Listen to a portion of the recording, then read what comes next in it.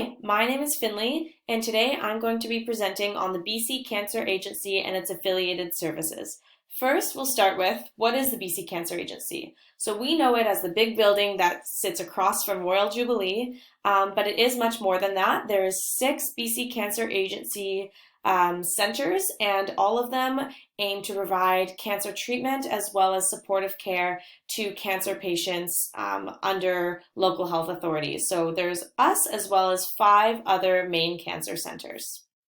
What is BC Cancer's role in patient care? From my research, I gathered that they are aiming to support partnerships between patients, families, and health professionals to ensure optimal health outcomes. How do they do this? This is done by providing emotional support and alleviating fear and anxiety, providing physical comfort, providing information to patients about their diagnosis, communicating effectively and offering patient education, effectively coordinating and integrating care into the patient's own personal life, as well as involving family and friends. All of this respects the patient's values, preferences, and expressed needs, 3 things that are very important to us as nurses. The Cancer Agency has many different services that help their patients, so I decided to break them down into 3 different sections. BC Cancer aims to help patients' physical health, emotional health, as well as their social health, which I think is very important to a patient's holistic healthcare model.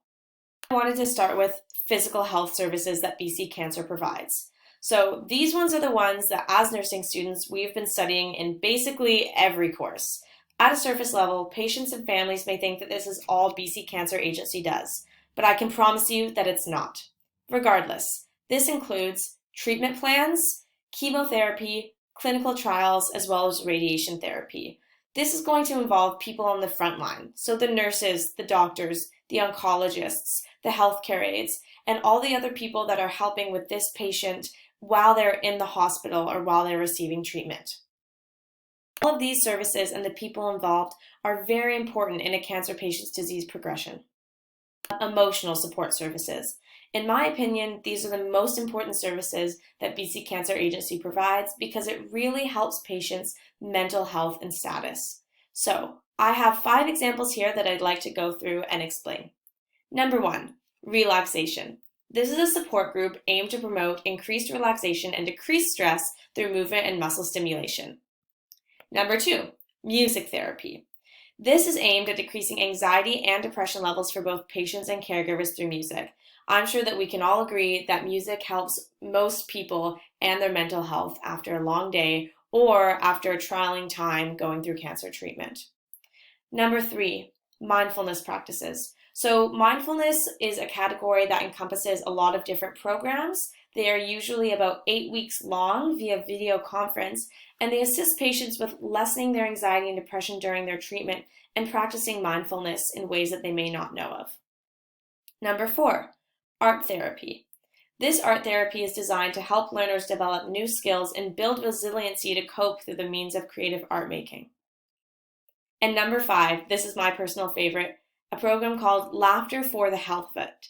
Now, this is actually laughter yoga, and it uses gentle stretching, therapeutic laughter, deep breathing, and laughter meditation, as well as guided visualization, to promote an overall sense of well-being. I'm very interested in this and curious to see what this would look like, but from the sounds of it, it's a very great program in helping patients forget about what else is going on and really focus on themselves and what can make them giggle and smile. A specific service that stood out to me, supported by BC Cancer, is something called Kelty's Key. It is online therapy for patients struggling through various mental health challenges. There's 2 options. You can either go on with an online therapist, or you can actually use it as a self-help resource, It is funded by Vancouver Coastal Health, so it's completely free, and it is all online, so it's accessible to anyone who has online resources. I think that this is really good for patients who may feel self-conscious about their access to therapy, so maybe directed towards more introverted patients, where support groups or in-person contact does not help them. Social support services. BC Cancer really concentrates on creating as many support groups as they can. They have a support group for almost every cancer. These are a couple that I thought were different and noteworthy. Number 1, Cancer Transition. So it's a 2-day workshop for patients after they've completed treatment. There's a program called Thriving and Surviving, focusing on better managing their health and daily lives. There's even a therapeutic touch clinic, which I thought was great because I think that it provides social interaction, and we all know the value of therapeutic touch. And I think that this is a very good way to increase a patient's mental status in a social way. So I've just described only a few services that BC Cancer Agency provides, but do we think that these services are enough?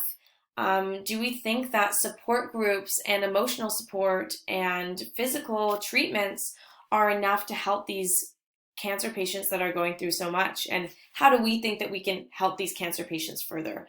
I think that this is a question that we ask ourselves in healthcare every day, not only with cancer patients, but with many other patients. A couple things I thought of were emphasizing the importance of home care. I think that the idea of one-on-one support or someone that's following a patient a little bit more closely than just a referral to an oncologist would be something fantastic that BC Cancer Agency could implement.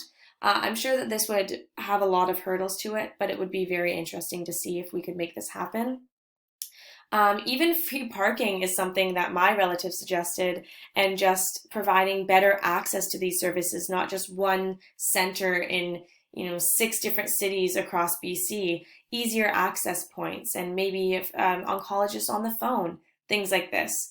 I think there's always going to be ways that we can benefit our patients, let alone our cancer patients, and I hope that as nurses, future nurses, we can all do that together. Here are my references. Woohoo! I got some websites and a textbook reference. Okay, bye. Miss you guys.